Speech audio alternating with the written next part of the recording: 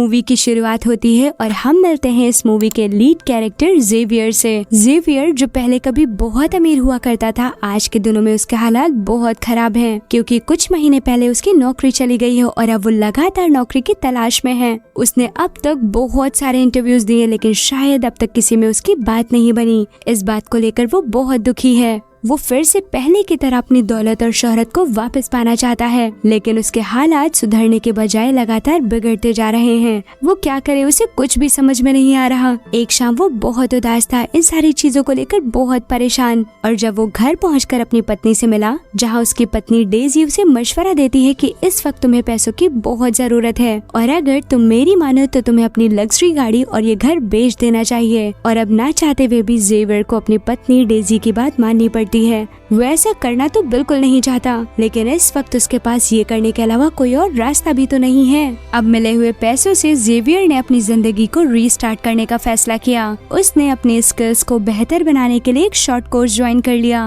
और लगातार इंटरव्यूज देता रहा और फाइनली एक दिन उसे जॉब मिल गई। वो बहुत खुश था, लेकिन दूसरे ही पल वो दुखी हो गया जब उसे ये पता चला कि उसे 6 महीने यहाँ रहकर अनपेड इंटर्नशिप करनी होगी। ये पता लगते ही जेवियर बहुत गुस्सा हुआ और उसने तुरंत ही जॉब को क्विट कर दिया। और अब वो अपने घर जाने के लिए जैसे ही अपनी छोटी गाड़ी में बैठा, तभी उसे अपने पुराने अपार्टमेंट की याद आई। दरअसल जेवियर ने उस अपार्टमेंट में काफी वक्त बिताया था। उसने वापस अपने अपार्टमेंट जाने का मन बनाया। उसके पास तो डुप्लीकेट चाबियां भी थी, इसलिए जल्द ही उसने अपनी गाड़ी को पुराने अपार्टमेंट की तरफ मोड़ दिया। वो जैसे ही अपने अपार्टमेंट के पास पहुँचता है, क्या देखता है कि अब वहाँ पर रहने के लिए कुछ नए लोग आ चुके हैं। लेकिन थोड़ा आसपास ताकाझाकी करने के बाद उसे पता चलता है कि घर के अंदर कोई नहीं है, यानी कि ये घर इस वक्त खाली है। उसने मौके का फायदा उठाया। जल्दी उसने अपनी डुप्लीकेट चाबियों का इस्तेमाल करते हुए घर के लॉक को खोला और सीधा घर के अंदर आ गया। जेवियर देखता है कि अब इस घर में नए ओनर की पिक्चर लग चुकी है। वो उस घर के उसी पुराने स्पॉट पर आता है जहाँ पर उसे समय बिताना बहुत पसंद था।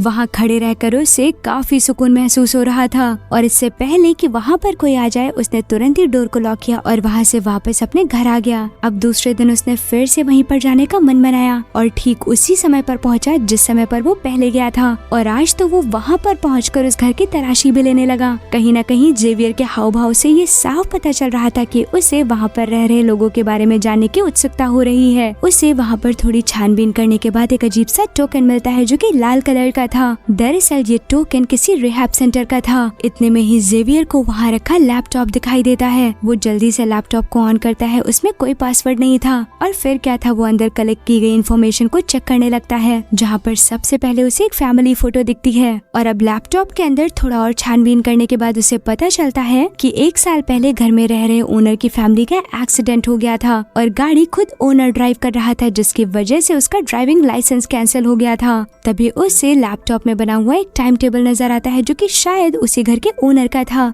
जिससे कि ये इन्फॉर्मेशन मिलती है कि अगले दिन वो 3 बजे रिहैब सेंटर जाने वाला है। और फिर क्या था, दूसरे ही दिन जेवियर भी 3 बजे उसी रिहैब सेंटर पहुंच जाता है। वहां पहुंचकर उसने कुछ लोगों को ग्रुप में बैठे देखा। दरअसल लोग यहाँ पर अपने नशे की लत को छोड़ने के लिए आते हैं और जेवियर को वहाँ पहली बार देखकर लोग उससे सवाल करने लगे कि आखिर उसकी जिंदगी में ऐसी कौन सी सिचुएशन आई जिसकी वजह से उसे यहाँ पर आना पड़ा। सवालों को सुनते ही जेवियर ने एक कहानी बनानी शुरू की। जेवियर ने अपनी कहानी बिल्कुल वैसी ही बताई जैसे उस घर के ओनर की कहानी थी और इतनी सिमिलैरिटी देखकर वो ओनर जेवियर को नोटिस करना शुरू कर देता है और शायद जेवियर का यही प्लान था। ये सुनते ही ओनर, जिसका नाम टॉमस है, वो जेवियर के पास आता है। वो जेवियर से कहता है, मैं टॉमस हूँ, मेरी भी कहानी बिल्कुल तुम्हारे जैसी है। मैं भी कहीं न कहीं इन्हीं हालातों से जूझ चुका हूँ और अब काफी अरसे के बाद मेरी जिंदगी वापस पटरी पर आ चुकी है। मैंने तो अपने आप को काफी बदल लिया है और मेरी मानो अगर तुमने ये सेंटर ज्वाइन किया तो जल्दी तुम भी बिल्कुल मेरे जैसे हो जाओगे। और अब हम देखते हैं टॉमस और जेवियर के बीच बातों ही बातों में काफी अच्छी जान पहचान हो चुकी थी। जेवियर वापस घर तो आ जाता है, लेकिन अब भी उसके मन में हलचल मची हुई थी और फिर से दूसरे ही दिन वो उन्हीं डुप्लीकेट चाबियों को ले जाता है और वापस टॉमस के घर पहुंच जाता है। वो एक बार फिर से उसका लैपटॉप चेक करता है और उसके टाइम शेड्यूल में बदलाव कर देता है। चूँकि टॉमस का शेड्यूल उसके फोन से इंटरलिंक था, तो उसके फोन में भी शेड्यूल चेंज हो जाता है, जहाँ उसे अपनी बेटी और पत्नी को 3 बजे पिकअप करने जाना था, लेकिन जेवियर ने तो टाइम चेंज कर दिया था। जिसके कारण वो वहाँ लेट पहुँचा। इस वजह से टॉमस की पत्नी और बेटी उससे बहुत नाराज हो जाती हैं। टॉमस हैरान था कि वो तो समय के मुताबिक आया था, तो आखिर ऐसे चेंज कैसे हो गया। दरअसल वो अपने परिवार के बीच सब कुछ ठीक करने की कोशिश कर रहा था और इसके लिए वो काफी एफर्ट्स डाल रहा था। और अब दूसरे ही दिन टॉमस जैसे ही रिहैब सेंटर पहुंचता है, उसकी मुलाकात एक बार फिर से जेवियर से होती है और अब वहां से निकलकर दोनों बातें करते करते कॉफी शॉप में आ जाते हैं, जहां टॉमस कल की बीती घटना के बारे में जेवियर से शेयर करता है। वो जेवियर को बताता है कि कल मैं अपनी पत्नी और बेटी को लेने लेट पहुंचा, वो दोनों मुझसे थोड़ा सा नाराज हैं, लेकिन जल्दी ही मैं उन दोनों को मना लूंगा। और इतना कहते कहते वो अपनी फैमिली की पिक्चर भी उसे दिखाता है। आखिर तुम्हारी फैमिली कहाँ है, तुम भी अपनी फैमिली की पिक्चर दिखाओ। टॉमस जेवियर से कहता है, हाँ इस वक्त मेरे पास नहीं है, लेकिन जल्दी मैं आपको जरूर दिखाऊंगा। तभी टॉमस बातों ही बातों में जेवियर को अपने घर पर इनवाइट करता है। क्यों ना तुम हमारी फैमिली से मिलो, बहुत प्यारी है, और मेरी बेटी वो तो बहुत ही प्यारी है, बहुत सारी बातें करती है, देखना तुम्हें बिल्कुल बोर नहीं होने देगी। जेवियर दिखाने के लिए थोड़ा नानुकुर करता है, फिर जाने के लिए तुरंत हाँ कर देता है और दूसरे ही दिन वो टॉमस के घर जाने के लिए समय से पहले तैयार हो जाता है। वो बहुत खुश है, दरअसल यही तो उसका प्लान था। उसे ऐसा लग रहा था कि जैसे उसने कोई मिशन कंप्लीट कर लिया हो। जेवियर सूट बूट पहने अपने पुराने अपार्टमेंट यानी कि टॉमस के घर पहुंच जाता है। उसके हाथ में बुके है कि तभी सामने अचानक उसे माली देख लेता है, जो कि उसका पुराना माली था। आप यहाँ कैसे? माली जेवियर से सवाल करता है। अरे मैं तो बस अपने पुराने डॉक्यूमेंट्स लेने आया हूँ, दरअसल मेरे कुछ डॉक्यूमेंट्स अभी मेरे पुराने एड्रेस पर आ जाते हैं। दरअसल जेवियर ऐसा कभी नहीं चाहता था कि माली को ये पता चले कि वो टॉमस से मिलता है। तब तक टॉमस ने दरवाजा खोल दिया और वो जेवियर का जोरदार वेलकम करता है, अपनी पूरी फैमिली से मिलवाता है, सभी साथ मिलकर लंच करते हैं। लेकिन अब तक टॉमस इस बात से पूरी तरह से अनजान है कि ये जेवियर का ही घर हुआ करता था और जेवियर भी टॉमस को इस बारे में कुछ नहीं बताता। दूसरे दिन सुबह सुबह जब टॉमस अपने ऑफिस जाने के लिए निकला कि अचानक से वहाँ माली आ गया। वो टॉमस से कहता है, मैं आपसे कुछ पूछना चाहता हूँ, कल एक सज्जन जो यहाँ आपसे मिलने के लिए आए थे, क्या वो अपने कुछ डॉक्यूमेंट्स लेने के लिए आए थे? नहीं, ऐसा तो कुछ नहीं है, टॉमस ने कहा, वो बस मेरे दोस्त है और पहली बार इस घर में मुझसे मिलने के लिए आए थे। और इतना कहते ही टॉमस अपने ऑफिस के लिए निकल जाता है। लेकिन ये बात सुनते ही माली ये समझ चुका था कि जरूर जेवियर के दिमाग में कुछ न कुछ खुराफाती चल रहा है। वहीं दूसरी तरफ हम जेवियर को देखते हैं, जो कि दूसरे दिन अपने कार से कहीं जा रहा है, लेकिन तभी वो जानबूझकर अपनी गाड़ी का एक्सीडेंट कर देता है। अब मदद के लिए वो तुरंत ही टॉमस को कॉल लगाता है। टॉमस का ऑफिस वहीं से पास में ही था, इसलिए जल्दी वो उसकी मदद के लिए आ जाता है। इधर जेवियर, जिसने अपने हाथों में शराब की बोतल ले रखी है, जैसे ही टॉमस जेवियर के मदद के लिए वहाँ पहुँचता है, वो उसे उठाते हुए सबसे पहले उसके हाथों से शराब की बोतल लेता है, जिसकी वजह से शराब की कुछ बूंदें टॉमस के कपड़ों पर गिर जाती हैं। लेकिन टॉमस को तो ऐसा लग रहा था कि जेवियर ड्रंक करके गाड़ी को चला रहा था, इसीलिए उसका एक्सीडेंट हो गया। टॉमस कंसर्न के लिए उससे पूछने लगता है, तुम्हें ज्यादा चोट तो नहीं आई? नहीं, मैं बिल्कुल ठीक हूँ, बस मैं उठ नहीं पा रहा था, इसीलिए मैंने तुम्हें कॉल किया। माफ करना दोस्त, मैंने तुम्हें डिस्टर्ब किया। अरे ऐसी बात बिल्कुल नहीं है, टॉमस कहता है, अगर दोस्ती की है तो फर्ज तो अदा करना पड़ेगा। वो जेवियर से कहता है, देखो मेरी एक बात जरूर याद रखो, शराब को कभी हाथ मत लगाना, इससे सिर्फ और सिर्फ तुम्हारी जिंदगी में नुकसान होने वाला है। जैसे मुझे देखो, अगर मैं एक भी दाना पीनट्स का खा लूं तो मुझे एलर्जी हो जाती है और मैं मर भी सकता हूँ। और बिल्कुल वैसे ही तुम्हारे लिए शराब है, जैसे जैसे तुम इस शराब का सेवन करते जाओगे, ये हर दिन तुम्हें मौत के करीब लेकर जाएगी। इस पर जेवियर कहता है, मैं तो बिल्कुल शराब नहीं पीना चाहता, मैं खुद इसे छोड़ना चाहता हूँ और इसीलिए तो मैंने रिहैब सेंटर ज्वाइन किया है। दरअसल जब मैं कल तुम्हारे घर आया तो तुम्हारे पूरे हंसते खेलते परिवार को देखकर मैं खुश हो गया। मैं तुम्हें देखता हूँ, तुम कितने सक्सेसफुल आदमी हो, तुम एक कंपनी के CEO हो। काश मेरी भी जिंदगी बिल्कुल ऐसी ही होती, मैंने हमेशा ऐसा सोचा है। मैंने कई मर्तबा अपनी जिंदगी को वापस पटरी पर लाने की कोशिश की, लेकिन शायद अब उसका कोई फायदा नहीं। मैं बिल्कुल टूट चुका हूँ और इसीलिए मैंने फिर से शराब पी। अब टॉमस कहता है, तुम्हें पता है इस जिंदगी को वापस पटरी पर लाने के लिए मैंने कितनी मेहनत की है, और अगर लगातार तुम भी मेरी तरह मेहनत करोगे तो वापस तुम्हारी जिंदगी पहले जैसी हो जाएगी और बिल्कुल वैसी ही जैसे तुम बनाना चाहते हो। और तुम्हें पता है जिस कंपनी में मैं CEO हूँ वो मेरे फादर इन लॉ की कंपनी है। मैंने बहुत मेहनत लगाई है अपनी पर्सनल, प्रोफेशनल और लव लाइफ को बैलेंस करने में। इतने में ही उसकी बात काटते हुए जेवियर बोल पड़ता है, मुझे तुम्हारा फोन चाहिए। दरअसल मेरा फोन बिल्कुल डेड हो चुका है और मुझे कार टो करने के लिए किसी को कॉल करना पड़ेगा।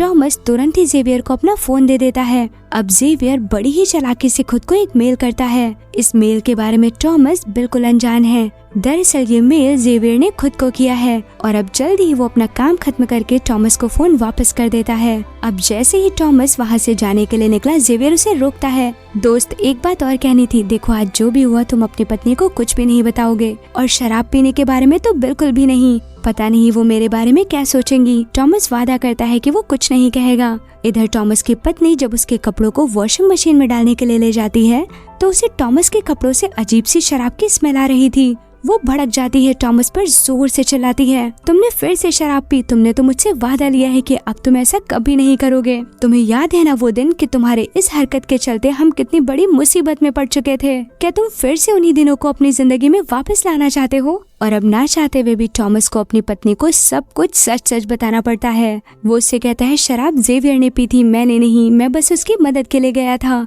और वहीं पर ये सब कुछ हुआ, तुम मेरा यकीन करो। और वहीं दूसरी तरफ हमें जेवियर को दिखाया जाता है जो कि शायद किसी सोच में डूबा हुआ है। शायद वो अपना कोई और निशाना लगने का इंतजार कर रहा है कि तभी उसके फोन पर माली का कॉल आता है। कॉल देखकर जेवियर थोड़ा हैरान हुआ। फिर जैसे उसने कॉल पिक की, माली कहता है, मुझे तुमसे मिलना है और अभी के अभी तुम्हें आना पड़ेगा, क्योंकि अगर तुम नहीं आए तो मैं तुम्हारा पूरा सच सबके सामने खोल दूंगा। मुझे पता है तुम टॉमस के एब्सेंस में कभी कभी उसके घर आ जाते हो और तुम्हें पता है प्रूफ के तौर पर उसके फोटोज भी मेरे पास हैं। ये सुनते ही जेवियर हैरान रह गया और अब ना चाहते हुए भी उससे माली से मिलने जाना पड़ता है। मिलकर माली उससे कहता है, मुझे पता है कि टॉमस को लेकर तुम्हारे इरादे बिल्कुल ठीक नहीं है और मैंने तो तुम्हारे साथ काफी लंबे अरसे तक काम किया है और तुम्हें कौन नहीं जानता, मुझसे बेहतर तो कोई भी नहीं।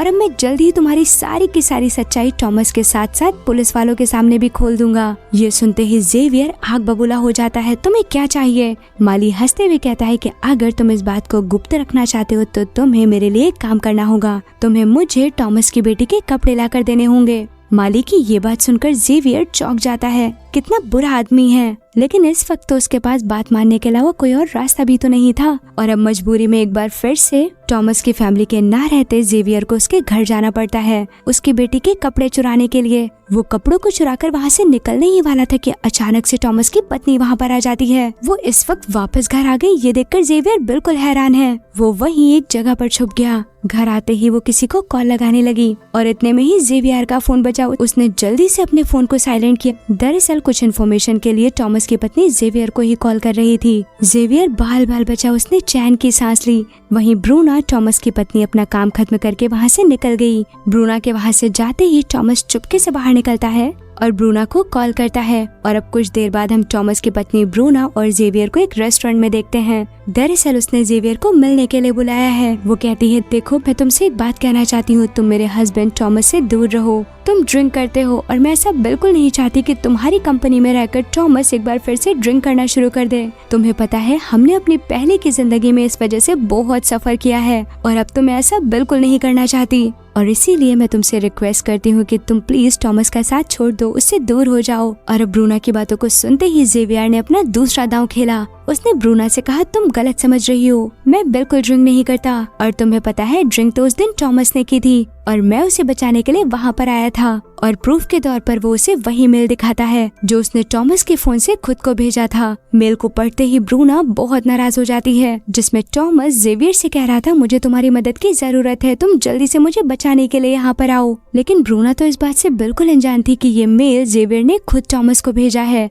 इस मेल को पढ़ने के बाद ब्रूना कुछ नहीं कहती। वो चुपचाप उठकर वापस अपने घर आ जाती है, जहां वो तुरंत ही टॉमस को कॉल करके घर बुलाती है और अब इस मिसअंडरस्टैंडिंग के चलते दोनों के बीच भयंकर लड़ाई होती है। वहीं दूसरी तरफ हम जेवियर को देखते हैं जो कि लगातार प्लान पे प्लान बना रहा है। आज उसके घर में एक पार्सल डिलीवर हुआ है जिसमें पेपर स्प्रे और पीनट स्प्रे है। अब वो बड़ी ही सावधानी से पीनट स्प्रे को पेपर स्प्रे के अंदर इंजेक्ट कर देता है।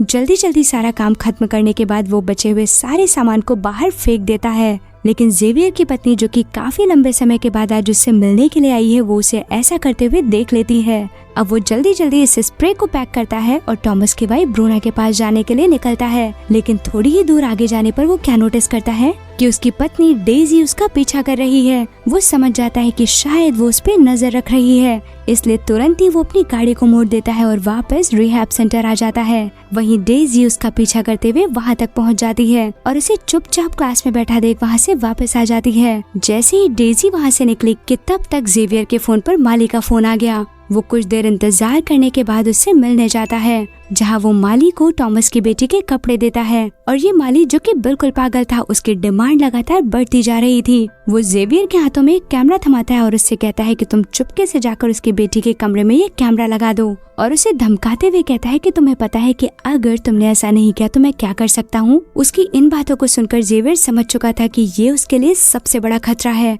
और वो इस वक्त सुनसान रास्ते पर था। उसने भी मौके का फायदा उठाया और माली को ऐसे मारा जैसे उसकी मौत एक हादसा लगे। और अब जल्द ही जेवियर उसे मारकर वहाँ से निकल गया। वहाँ से निकलकर वो सीधा टॉमस के ऑफिस पहुँचता है। वो उससे मिलने आया है, लेकिन टॉमस उससे मिलना नहीं चाहता क्योंकि उसे पता चल चुका था कि जेवियर ने उसकी पत्नी से झूठ कहा और उसी की वजह से दोनों के बीच बहुत लड़ाई हुई। लेकिन वो बार बार टॉमस से मिलने के लिए इंसिस्ट करता है, जिससे टॉमस को बहुत गुस्सा आ जाता है। वो उसकी इस जिद को लेकर उसे पीटना शुरू कर देता है और गुस्से में टॉमस से कहता है, मेरी नजरों से दूर हो जाओ, मैं तुमसे कभी नहीं मिलना चाहता। लेकिन बदले में जेवियर टॉमस पर कोई वार नहीं करता। वो चुपचाप वहाँ से निकल जाता है। बाहर आकर एक प्यारी सी स्माइल करता है और सीधा टॉमस के घर पहुँच जाता है, उसकी पत्नी ब्रूना के पास। वो दयनीय स्थिति में उसके सामने आकर कहता है, देखो तुम्हारे पति ने मेरा क्या हाल किया। वो ब्रूना से कहता है, टॉमस को ऐसा लगता है कि हम दोनों का अफेयर चल रहा है, क्योंकि उस दिन टॉमस ने हम दोनों को एक साथ बैठे रेस्टोरेंट में देख लिया था। मैंने उसे समझाने की बहुत कोशिश की, लेकिन देखो उसने मेरा क्या हाल कर दिया। देखो मैं आपसे एक बात कहना चाहता हूँ। एक बार फिर से जेवियर के नशे की लत लगातार बढ़ती जा रही है। वो बहुत पीने लगा है और मुझे डर है कि कहीं वो तुम्हें कोई नुकसान न पहुँचा दे। देखो मुझे ऐसा कहना तो बिल्कुल नहीं चाहिए, लेकिन फिर भी मैं आपकी चिंता करता हूँ। आपके ऊपर तो एक बेटी की जिम्मेदारी है, आखिर उसे भी तो आपको ही संभालना है, इसलिए आपका सुरक्षित रहना बहुत जरूरी है। और ऐसा कहकर वो उसके हाथ में वही पेपर स्प्रे पकड़ा देता है जिसमें उसने लिक्विड पीनट को इंजेक्ट किया था। वहाँ से निकलकर वो सीधा अपनी पत्नी डेजी से मिलने जाता है और गुस्से में उससे कहता है, देखो तुम मेरा पीछा बंद करो, मैं तुमसे बिल्कुल नहीं मिलना चाहता। और हाँ, कुछ दिनों के लिए मैं इस शहर से बाहर जा रहा हूँ। और इससे पहले कि उसकी पत्नी उससे कुछ पूछ पाते कि आखिर वो कहाँ जा रहा है, वो बिना कुछ कहे तुरंत ही वहाँ से निकल जाता है। इसके बाद उसने ब्रूना को कॉल किया और उससे कहता है, देखो मैं जानता हूँ कि आप और आपकी बेटी जिम्नास्ट के बहुत बड़े फैन हैं और आपको पता है एक मशहूर जिम्नास्ट मेरी दोस्त है। मैं आज ही उससे मिला, दरअसल आज ही वो यहाँ पर वापस आई है और अगर तुम चाहो तो मैं तुम्हारा मूड ठीक करने के लिए उससे मिलवा सकता हूँ। मुझे यकीन है उससे मिलकर आपको बहुत खुशी होगी। ये सुनते ही ब्रूना बहुत खुश हो जाती है। वो टॉमस के साथ चलने के लिए तैयार हो जाती है। वहाँ जेवियर उन सभी के साथ मिलकर ऐसी पिक्चर क्लिक करवाता है जैसे वो एक फैमिली हो और अब वो जानबूझकर टॉमस को जलाने के लिए उसे इस पिक्चर को सेंड कर देता है। टॉमस जेवियर के साथ अपनी पत्नी और बेटी को देखकर टूट जाता है। वो बार बार उस पिक्चर को देखता जा रहा था और अब ना चाहते हुए भी उसने कई महीनों के बाद एक बार फिर से ड्रिंक कर ली। और कहीं न कहीं जेवियर यही चाहता था। वो उसे इस हद तक तोड़ना चाहता था कि वो फिर से पीने पर उतर आए और शायद आज जेवियर अपने मिशन में सक्सेसफुल हो गया था। दरअसल वो ब्रूना को यकीन दिलाना चाहता था कि अब भी टॉमस ड्रिंक करता है। उसने शराब तो कभी छोड़ी ही नहीं, वो बस सबको धोखे में रख रहा था। उधर ब्रूना जैसे ही घर पहुंची, नशे की हालत में टॉमस बाहर निकला और जोर जोर से गुस्से में उस पर चिल्लाने लगा। बदले में ब्रूना भी उस पर चिल्लाने लगी कि तुम अब तक मुझे बेवकूफ बना रहे थे। टॉमस चिल्लाते हुए कहने लगा, जेवियर से मिलना बंद करो, वो हमारा बुरा चाहता है। आखिर तुम उससे मिलने क्यों गई, तुम्हें क्या जरूरत आन पड़ी थी। लेकिन ब्रूना, जिसे अब टॉमस की किसी बातों पर यकीन नहीं, ब्रूना को चिड़चिड़ाते देखकर टॉमस और गुस्सा हो जाता है। यहाँ तक कि नशे की हालत में वो उसे मारने के लिए दौड़ता है। अपने आप को बचाने के लिए वो दूर भागी कि तभी उसे जेवियर का दिया हुआ वही स्प्रे याद आता है। वो जल्दी से ड्रॉर को खोलती है और स्प्रे निकालकर सीधा टॉमस के मुंह पर स्प्रे कर देती है। स्प्रे करते ही अचानक से टॉमस की सांस उखड़ने लगी। वो तुरंत ही जमीन पर गिर गया। दरअसल इस स्प्रे के अंदर पीनट्स मिला हुआ था और पीनट से तो टॉमस को एलर्जी है, ये बात जेवियर अच्छे से जानता था। टॉमस की ऐसी हालत को देखकर ब्रूना घबरा गई। उसे कुछ ना सूझा। उसने जल्दी से एक बार फिर से मदद के लिए जेवियर को कॉल किया और दूर बैठा जेवियर कहीं न कहीं इसी पल का इंतजार कर रहा था। वो आनन फानन में उसके घर पहुंचा। उसने टॉमस को जमीन से उठाया और उसे बिस्तर पर ले गया। टॉमस, जिसकी सांसें अब भी चल रही थी, वहीं वो ब्रूना को शांत करके दूसरे कमरे में भेज देता है और इधर वो एक पिलो को उठाता है और सीधा उस पर रखकर उसकी सांसों को वहीं रोक देता है। यानी कि उसने अपने हाथों से टॉमस को भी मार दिया। उसने पहले से ही अपने हाथों में ग्लव्स पहन रखे थे ताकि वो कोई निशान ना छोड़ पाए। उधर ब्रूना जो कि इस गिल्ड में थी कि उसके हाथों उसके पति की मौत हो गई, लेकिन बड़ी ही चालाकी से जेवियर महज उसे एक हादसा बता देता है। और अब यहीं से हमें कुछ महीने बाद का सीन दिखाया जाता है, जहां हम जेवियर को देखते हैं जो कि पहले जितना अमीर बन चुका है। उसके पास बहुत सारे पैसे आ चुके हैं और आज वो उसी कंपनी का सीईओ है जिस कंपनी का पहले टॉमस हुआ करता था। और ये ब्रूना के फादर की कंपनी है, जिसका मतलब साफ था कि उसने ब्रूना से शादी कर ली और टॉमस के परिवार को अपना परिवार बना लिया। और आज टॉमस का सब कुछ जेवियर का हो चुका था। उसने अपनी पूरी लाइफ को सेट कर लिया था। टॉमस का परिवार, जगह, सब कुछ हड़प लिया था। और तभी उसी दिन हमें जेवियर की एक्स वाइफ डेजी को दिखाया जाता है जो कि उससे मिलने आई है। जेवियर अब उसे डाइवोर्स दे चुका है। वो जेवियर से कहती है, मैं तुम्हारा सच जानती हूँ, मुझे यकीन है तुमने ही टॉमस को मारा है। उस दिन जब तुम पेपर स्प्रे में पीनट स्प्रे मिला रहे थे तब मैंने तुम्हें ऐसा करते हुए देख लिया था और इसका सबूत भी है मेरे पास। मैं चाहूँ तो अपना बयान पुलिस को दे सकती हूँ और तुम पर इंक्वायरी बैठ जाएगी। लेकिन जेवियर को देखकर ऐसा लग रहा था कि उसे डेजी की बातों का कोई फर्क नहीं। मुझे पता है तुम ऐसा कभी नहीं करोगी, क्योंकि अगर तुमने ऐसा किया तो मैं तुम्हें एक भी पैसा नहीं दूंगा। फिर तुम अपने बच्चे को कैसे संभालोगी? और तुम्हारे पास तो कोई नौकरी भी नहीं है। और अगर तुम पुलिस के पास जाना चाहती हो तो बेशक जा सकती हो, मुझे कोई डर नहीं, क्योंकि मेरे पास बहुत पैसा है और पैसों के चलते मैं ये केस आसानी से अपने फेवर में कर सकता हूँ। और इतना कहते ही वो वापस अपने उसी अपार्टमेंट में आ जाता है जहाँ वो पहले रहा करता था। और आज वो वहीं पर ब्रूना और उसकी बेटी के साथ रहता है। और इसी के साथ ये मूवी यहीं पर एंड हो जाती है। सो फ्रेंड्स, आपको ये मूवी कैसी लगी हमें ये कमेंट सेक्शन में जरूर बताएं। अगर आप ऐसी ही और भी वीडियोस देखना चाहते हैं तो हमारे चैनल को लाइक करें, शेयर करें और सब्सक्राइब करना तो बिल्कुल ना भूलें। Thank you for watching the video.